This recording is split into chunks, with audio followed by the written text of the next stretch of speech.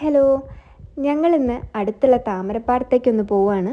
ഉച്ച കഴിഞ്ഞപ്പോൾ ഒന്ന് പുറത്തിറങ്ങാൻ തോന്നി, അങ്ങനെ ഇറങ്ങിയതാണ് കേട്ടോ. അപ്പോൾ തോജോ അതാ മുന്നിൽ ഓടുന്നുണ്ട്, അപ്പോൾ പിന്നാലെ ഞങ്ങളുണ്ട്. അപ്പോൾ അതാ ഞങ്ങളുടെ വീട്ടിലേക്ക് വരുന്ന വഴി നല്ല ഭംഗിയാണ്. രണ്ട് സൈഡിലും നല്ല ഭംഗിയാണ്, നല്ല പച്ചപ്പാണ് കാണാൻ. നല്ല തെങ്ങിൻതോപ്പാണ് ഒരു സൈഡിൽ.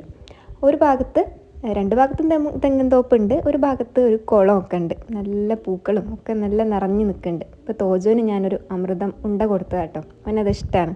അപ്പോൾ അത് മേടിച്ചിട്ടുണ്ട്. ഇതാ ഞാൻ പറഞ്ഞ പൂക്കൾ, നിറച്ച് മഞ്ഞ പൂക്കൾ ഉണ്ടായിട്ടുണ്ട്. പിന്നെ ഇവിടെ തന്നെ ഒരു കുളമുണ്ട്, കണ്ടില്ലേ? ഈ കുളം ഇപ്പം നശിച്ചു പോയി. മുമ്പൊക്കെ ഇവിടുത്തെ അമ്മയൊക്കെ ഇവിടെ കുളിക്കാനും തുണി കഴുകാനൊക്കെ വരുമായിരുന്നു അത്രേ. അപ്പോൾ ഈ കാണുന്ന പശു നമ്മുടെയാണ് കേട്ടോ. അപ്പോൾ തോജു പശുവിനെ കണ്ടപ്പോൾ അങ്ങോട്ടൊക്കെ പോവുകയാണ്. അപ്പോൾ അവനെ പിടിക്കാൻ വേണ്ടിയിട്ട് ഞാനും അവൻ്റെ പിന്നാലെ പോകുന്നുണ്ട് കേട്ടോ.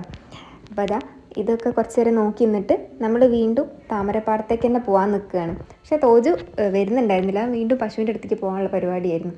അങ്ങനെ അവനെയൊക്കെ എടുത്ത് കയ്യോടെ പൊക്കി കൊണ്ടുവരികയാണ് കേട്ടോ. അപ്പോൾ വരുന്ന വഴിക്ക് അവനെ നടത്തിയപ്പോൾ അവൻ വീണു. അപ്പോൾ പിന്നെ സ്വന്തമായിട്ട് തന്നെ എണീറ്റ് വരട്ടെ എന്ന് വിചാരിച്ചു. അപ്പോൾ കയ്യിൽ അമൃതമുണ്ടൊക്കെ ഉണ്ടായിരുന്നു, അപ്പോൾ അത് കാരണം അവന് നല്ല ബുദ്ധിമുട്ടായിരുന്നു നീക്കാൻ. അവിടെ കുറച്ച് താഴ്ചയാണ്, കുറച്ച് ഒരു ചെടികളൊക്കെ വളർന്നിട്ട് റോഡിനേക്കാളും താഴ്ന്നിരിക്കുകയാണ്. അങ്ങനെ ഒരുവിധം ആൾ ഒറ്റയ്ക്ക് തന്നെ എണീറ്റ് വന്നിട്ടുണ്ട്. ചെരുപ്പൊക്കെ പൊക്കിയെടുത്തിട്ട് അങ്ങനെ ചെരുപ്പൊക്കെ ഒറ്റയ്ക്ക് തന്നെ ഇട്ടിട്ട് നമ്മുടെ പിന്നാലെ വന്നിട്ടുണ്ട്. അങ്ങനെ നമ്മളിതാ താമരപ്പാടത്ത് എത്തിയിട്ടുണ്ട്. താമരപ്പാടം എന്ന് പറഞ്ഞാൽ താമരയല്ല, ഇതിൽ കൂടുതൽ ആമ്പലാണുള്ളത് കേട്ടോ. ഞാനും കുറേ താമര കാണാമെന്ന് വിചാരിച്ച് വന്നായിരുന്നു, പക്ഷേ ആമ്പൽ തന്നെയാണ് കൂടുതലുണ്ടായിരുന്നത്. അങ്ങനെ ഇതാ പറിക്കാൻ നോക്കി. തൽക്കാലം 2-3 പറിക്കാൻ കിട്ടിയിട്ടുണ്ടായിരുന്നുള്ളൂ. തോജുവിന് കൊടുത്തിട്ടുണ്ട്. പിന്നെ ഇവിടെ ഇറങ്ങാനൊക്കെ നല്ല ബുദ്ധിമുട്ടൊന്നുമില്ല. അങ്ങനെ കുറച്ചൊക്കെ പറിച്ച് മുടിയിലും കയ്യിലൊക്കെ പിടിച്ച് ഞങ്ങൾ കുറച്ച് നേരം അവിടെയൊക്കെ ഇങ്ങനെ കറങ്ങി നിൽക്കുകയായിരുന്നു. വെള്ളമായതുകൊണ്ട് വല്ലാതെ തോജുവിനെ ഇറക്കാനും പേടിയുണ്ടായിരുന്നു. അങ്ങനെ അത് കഴിഞ്ഞിട്ട് പിന്നെ ഇതിനോട് ചേർന്നൊരു വീടുണ്ട് കേട്ടോ.